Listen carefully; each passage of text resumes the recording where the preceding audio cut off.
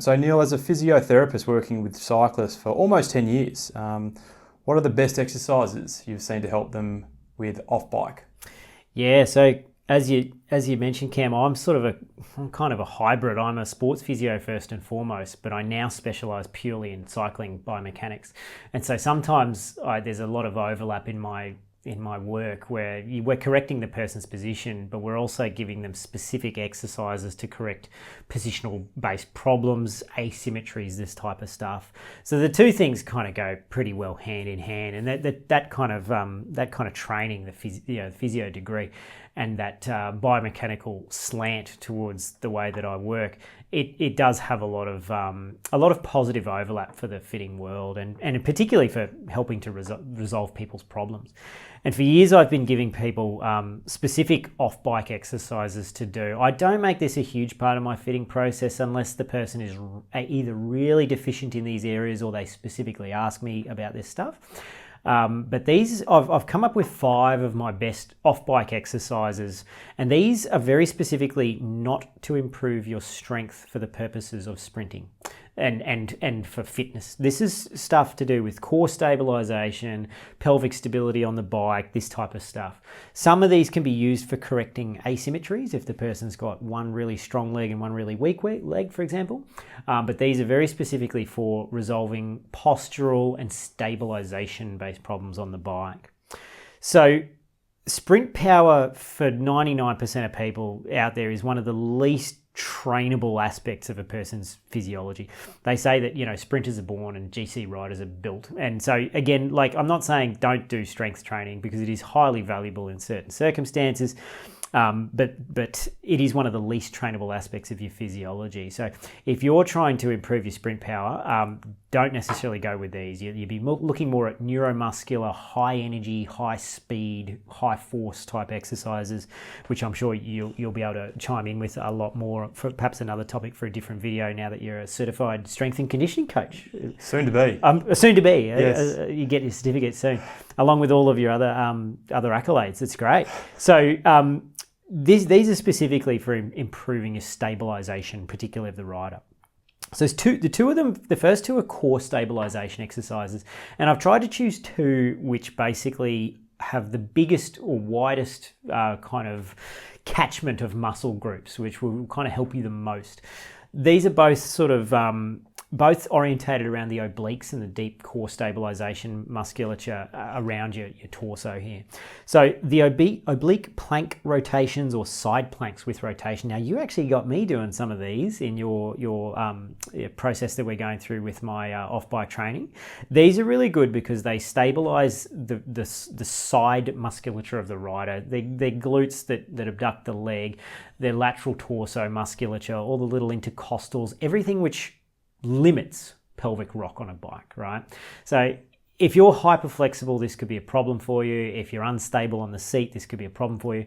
But these types of exercises where you do these oblique plank rotations left and right, or the next one, which I've got here, number 2, is mountain climbers, which are very similar kind of thing with crossed, slightly rotatory exercises involving a lot of torso stabilization. It is, assuming that the rider's position is really good, it is primarily these stabilizers which stabilize the pelvis from doing this. So if you're getting on-bike lower back pain, for example, from the pelvis rocking too much, these are the sorts of things which might limit that by improving your stability. Number 3, a single leg controlled step up. Now, I basically invented this one, so I'm going to take complete credit for this. I don't even know the name of it. I call it a single leg deep controlled step up, which is a bit of a mouthful. This basically involves using a kitchen chair or a couch or something that's really stable at about the height of your kneecap, and doing a really slow, controlled lowering of your torso such that your chin touches your knee, and then you come back up from the deepest possible level of hip flexion that you can attain. And we'll demonstrate this and show it. It is very important that you go as deep as you can, and this is a slow exercise. This is primarily involved at getting the deep gluteal extensors working, the hip extensors. So when you're in really deep hip flexion like that, the only muscle that has any ability to extend your hip is your glutes, because every other muscle group is in such a position of mechanical disadvantage advantage that it just can't contribute. So this is a really good gluteal strength training exercise. Number 4, single leg. I think this one's called a single leg crossed arabesque with a hand weight. Again, bit of a mouthful. This involves holding a small hand weight or no hand weight initially. Could be a full water bottle. Could be a full water bottle if you're as weak as me. Yes, or half full. Maybe a small water bottle. But basically, a single leg crossed extension, and this is involved at work. This is involved for working the hamstring primarily in a lengthened position. So lengthening the hamstring as you go down, and this is all and so the muscle spindles are all in their least overlapped position. And this is particularly important on a bike because when you're flexed over gunning it going hard, those muscle groups are often in the end of their range or close-ish to the end of their range. And so having good neuromuscular strength, particularly in the hamstrings at the end of their range, is really advantageous so that you're not too quad dominant all the time. This is also good for motor control and balance. And so there's crossover effects of this one. The last one is Nordic Curls. And so people have probably seen videos of people doing this. I'm not particularly great with Nordic Curls, but I'll try and demonstrate them for the purposes of the video. But Nordic Curls, again, the purpose of these is to increase your hamstring engagement in lengthened positions of the hamstring bellies.